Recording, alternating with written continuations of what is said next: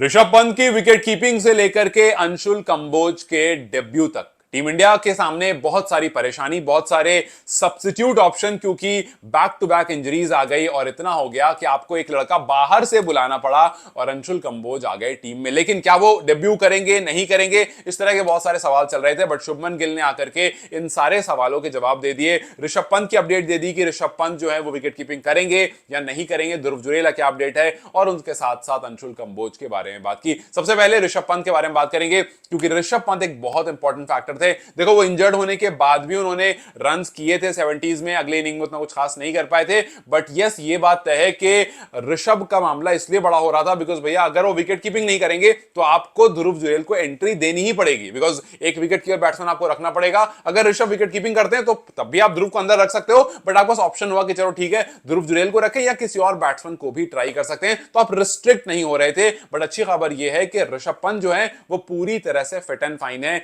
और शुभमन गिल ने कहा कि पंत जो है वो आपको विकेट कीपिंग करते हुए दिखेंगे। ऋषभ पंत को जसप्रीत बुमराह की बॉल से इंजरी हो गई थी, बट फिर अब वो रिकवर हो चुके हैं। उनकी इंजरी की वजह से ध्रुव जुरेल ने आकर के काफी टाइम तक विकेट कीपिंग की थी लॉर्ड्स के मैच में। सो यस, एक प्रॉब्लम तो सॉल्व हो गई, एक सवाल का जवाब मिल गया। अब दूसरा सवाल यह था कि क्या अंशुल कंबोज आएंगे या नहीं आएंगे, डेब्यू करेंगे या नहीं करेंगे। तो बॉलर्स के बारे में बात करते हुए उन्होंने कहा कि देखिए जी, अर्शदीप रूल आउट हो चुके हैं, आकाशदीप रूल आउट हो चुके हैं, तो वो बॉलिंग ऑप्शन से वैसे ही माइनस हो गए। अगर आप ऑलराउंडर की बात करो तो नीतीश कुमार रेड्डी रूल आउट हो चुके हैं, वो भी बाहर हो गए। तो मल्टीपल ऑप्शन जो है आपके माइनस होते गए। अब आती है बात अंशुल कंबोज की। उन्होंने कहा कि हमने अंशुल कंबोज को देखा, काफी क्लोजली देखा, और उनके अंदर पूरा पूरा पोटेंशियल है, पूरा स्किल सेट है कि वो मैच विनर हमारे लिए बन सकते हैं, and he is very close to making his debut.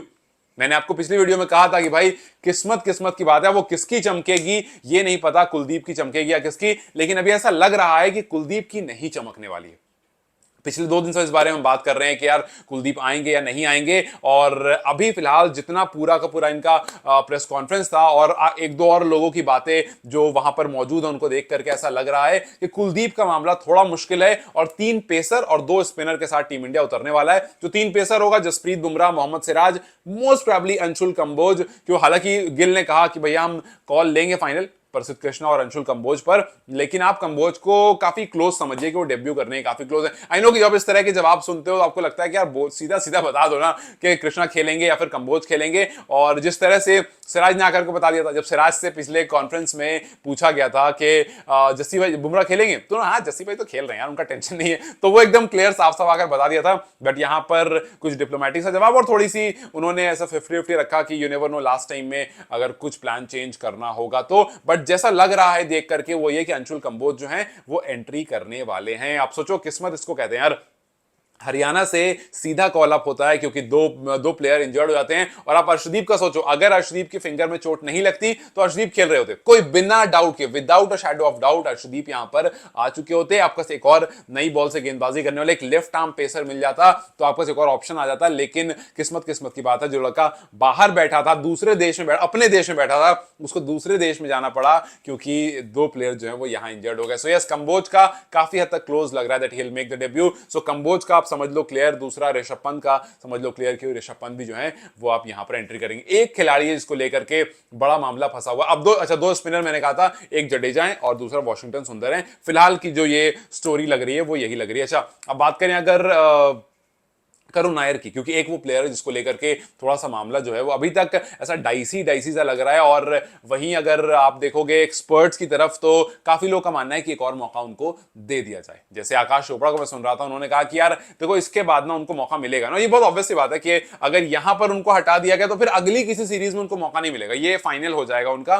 तो यहां से वो सीधा वापस जाएंगे और डोमेस्टिक खेलना शुरू कर देंगे। तो एक और मौका उनको मिल जाए। वैसे एक और करके बहुत सारे मिल गए हैं, लेकिन हो सकता है कि टीम सोचे कि नहीं यार बहुत कॉम्बिनेशन चेंज नहीं करेंगे। साई सुदर्शन को तो आगे ही बहुत सारे मैचेस में मौका आप दे सकते हो, अगली सीरीज में दे सकते हो, उसके बाद दे सकते हो, because he is very young. लेकिन अगर आप करुण नायर को यहां ड्रॉप करोगे तो फिर वो आपको लंबे टाइम के लिए क्या, वो परमानेंटली ही ड्रॉप हो जाएंगे। तो यू नेवर नो, एक और मौका उनके लिए क्या पता कुछ बड़ा कर जाए। तो ऐसा लग रहा है कि करुण नायर भी आपको टीम में आते हुए दिख सकते हैं। बाकी आपको उसके लिए कल इंतजार जरूर करना पड़ेगा। बट फिलहाल के लिए मेजर अपडेट्स जो हैं वो यही है कि ऋषभ पंत आपको विकेट कीपिंग करते हुए दिखेंगे। अंशुल कंबोज का मोस्ट प्रोबेबली डेब्यू होगा इस डिसाइडर मैच में, जहां पर इंडिया अगर जीत गया तो अगला मैच जो है वो फाइनल हो जाएगा, और अगर ये नहीं जीता तो फिर सीरीज हार जाएगा। So yes, this is kind of decider for India.